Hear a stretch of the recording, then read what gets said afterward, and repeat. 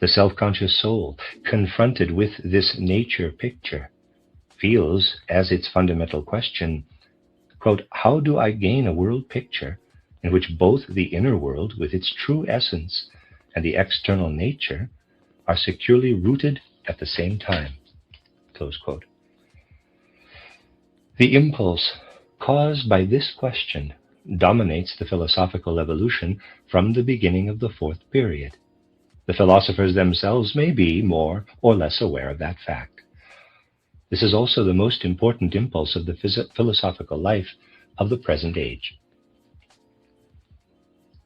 In this book, the facts are to be characterized that show the effect of that impulse.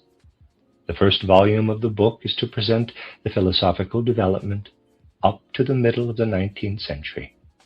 The second will follow that development into the present time.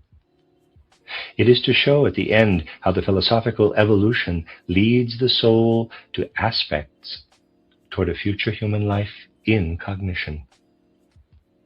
Through this, the soul should be able to develop a world picture out of its own self-consciousness, in which its true being can be conceived simultaneously with the picture of nature that is the result of the modern scientific development.